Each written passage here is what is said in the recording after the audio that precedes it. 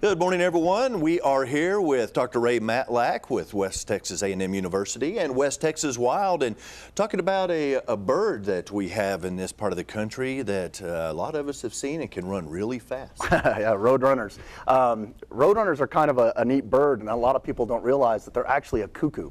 So they're related to the other cuckoos around here. We have a yellow-billed cuckoo that you can hear calling, but they're very, very hard to see. But they do things very differently. Of course, our roadrunners that you see here are actually quite colorful birds, and they're a pretty good sized bird of prey. They're about the size of a pheasant, maybe a crow or a small raven, but they will consume just about anything that they can get down their throat, and they can kill some pretty large prey.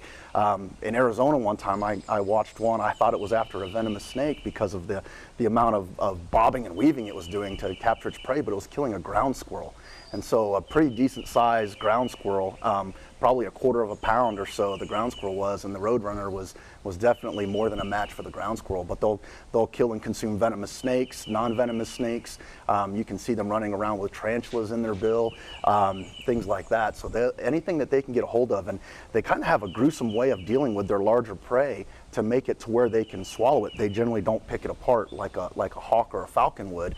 To get it to where they can swallow it, they'll literally take it and slam it on a rock or something like that to basically break up the bones, tenderize it enough to where they can swallow it. So pretty rough birds, to be honest with you.